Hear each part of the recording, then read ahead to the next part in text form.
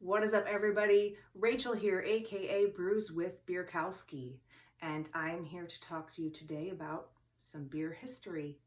I am a certified cicerone and I am a historian, and today we're going to be talking about the history of beer glassware. Now, the reason why we're talking about this is because April 22nd is Beer Clean Glass Day. The Cicerone program talks about why it is so important that you should be consuming your beautiful, beautiful beers out of a clean glass. But I'm going to be talking about the history of how we got to beautiful vessels like this to enjoy our beers out of.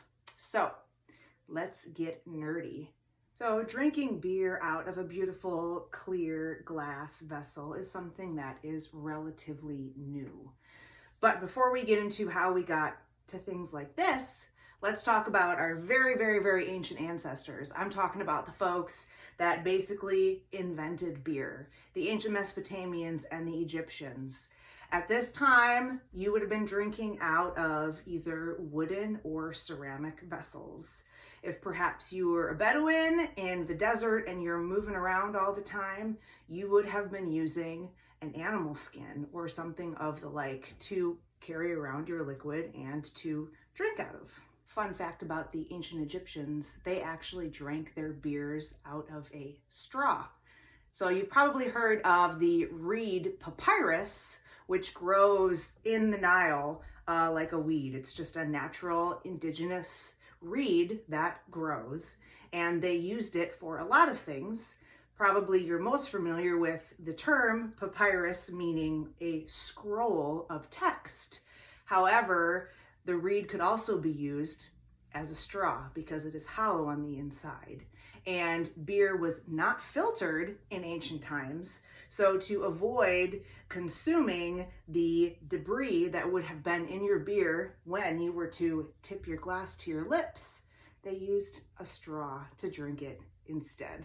So pretty much from ancient times all the way up to the 14th century, it's a very long time, wood and ceramic vessels were the predominant way that people would have been consuming their beer. Now, it's important to keep in mind that glass blowing and the invention of glassware was something that the ancient Egyptians were aware of. However, they were not utilizing glass vessels for drinking liquids.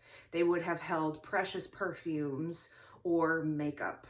So while glass was around, it was a very specialized, very highly prized material for people to possess. So the average person would absolutely not have access to anything glass. So it wasn't until the 14th century, meaning the 1300s in Europe, where specific glassware began to be made specifically for consuming beer. And these styles of glassware were once again made out of ceramic or wood, and they were called tankards or steins. So tankards and steins were both vessels that had a handle on them, mostly how modern culture thinks of, say, a German beer stein. But the difference between the two is that the tankard came first, and this was a vessel that you would have carried with you at all times. The handle would have been hooked onto your belt or something like that, and would have been used for consuming healthy libations when you could get them. Now remember, in the Middle Ages and farther back in large city situations, the water was not potable to drink. So people had to subsist on a very low ABV beer, because when you make beer, you boil the water, right? It took us humans a long, long time to figure out that if you just boil water, guess what? It's also safe to drink. So up until the bubonic plague, a lot of people, most people, such as yourself, picture that you would be carrying one of these tankards around with you. You needed a vessel to get some sort of libation when you were thirsty and when you needed it, or when it was just simply available. Now, when the bubonic plague came around, of course, we didn't have knowledge of pathogens or how disease spreads.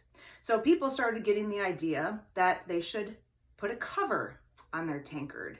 and that is where the stein comes in. So a stein is a ceramic or wooden, and now today also glass mug that has a cover on it. And that was put on there to simply help keep your beer clean and away from any outside bad juju that might give you a disease like the plague. Okay, so now we're going to fast forward to the 19th century. So several hundred years. And we're going to focus on what is now the Czech Republic. So I mentioned in my IPA episode and also my stout and porter episode that the invention of the malting drum changed how beer was made, and it helped different styles of beer evolve.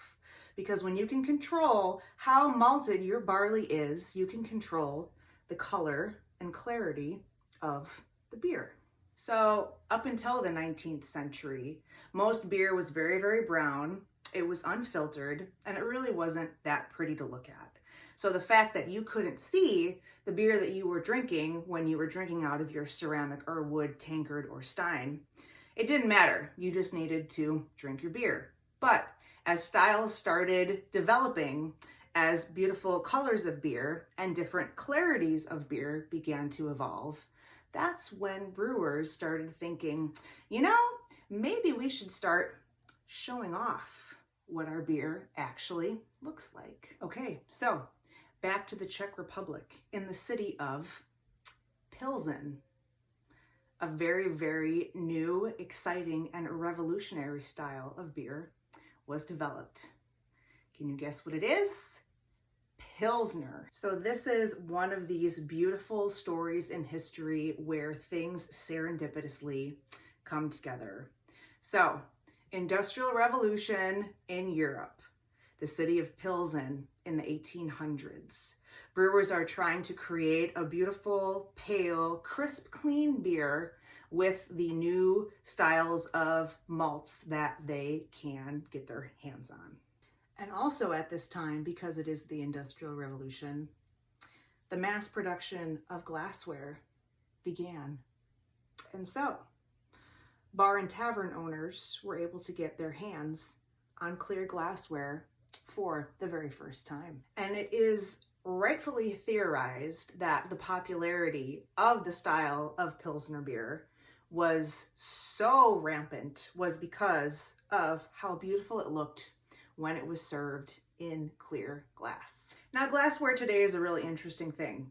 Some countries, like Belgium, is very, very serious about their glassware. Specific beers have specific glassware that beer has to be served in. And as a beer consumer, you probably already have guessed, just simply through drinking lots of beer, that the style of glassware that you consume that beer in, and specific styles drank out of specific glasses, enhance your experience. And so glassware is not some snooty hoity-toity thing. It's actually a way to ensure that you are getting all of the most beautiful flavors and aromas out of your beer. So, in honor of Beer Clean Glass Day, may you enjoy beautiful beer out of a beautifully clean and very pretty to look at glass. Cheers.